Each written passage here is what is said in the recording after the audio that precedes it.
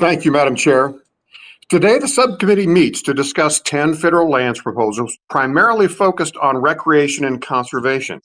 Thank you for including 4 proposals from Republicans, 2 that will establish new national historic trails, 1 that will facilitate land exchanges to complete a popular existing recreational trail, and 1 that will establish a wild and scenic river in Florida. The remaining bills are mostly non-controversial, locally supported public lands bills. However, there is a clear outlier in H.R. 980, which is a deeply partisan proposal that seeks to lock up lands in rural Oregon under a permanent mineral withdrawal. This bill has generated significant opposition from local elected officials.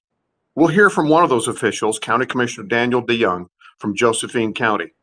Coming from Idaho, where over 60% of the land is owned by the federal government, I have experienced firsthand how important it is to have collaboration and input for public lands decisions. The management of these lands have real impacts for communities on the ground who live with the consequences. Sadly, this bill is part of a more broad effort that has been pushed by extreme environmental groups that have ignored local voices in their efforts to lock up lands. Rural counties in southwestern Oregon and northern California have consistently lost vital jobs, revenue, and access as responsible timber harvesting has been curtailed. Land has been locked up under the Antiquities Act overreach, and other preservationist designations have been overlaid. These radical policies ignore the plight of local communities in favor of desires of liberal-minded leaders that live far from the affected lands. Fortunately, the remainder of the bills before us today appear to reflect the type of local support and buy-in necessary to achieve lasting public lands agreements. H.R. 2551, the Bonneville Shoreline Trail Advancement Act, sponsored by Representative Curtis, is a good example of a bill that balances the interests from a myriad of concerned stakeholders to reach a compromise we can all work with.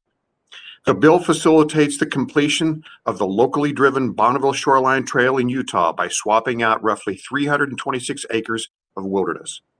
This compromise will improve recreational opportunities while also providing a more appropriate conservation strategy for the area. There are 2 other Republican trail bills on today's hearing. A bill to establish Route 66 as a National Historic Trail, sponsored by Representative LaHood, and a bill to establish the Chisholm and Western Historic Trails, sponsored by Representative Estes. These proposed trails, which have been studied by the National Park Service, highlight 2 historically significant passages across our great nation. Route 66, America's most well-known road, extends from the Windy City all the way to sunny Santa Monica. Route 66 played a major role during the Dust Bowl and during World War II. The Chisholm Trail and the Western Trails were primarily used by Texas ranchers and contractors to move cattle from Texas to Midwestern and Great Plains states from the 1850s through the 1880s. Both bills have significant support and been thoughtfully crafted. Thank you to the witnesses for being with us, and I look forward to hearing the testimony. Madam Chair, I yield back. Thank you so much.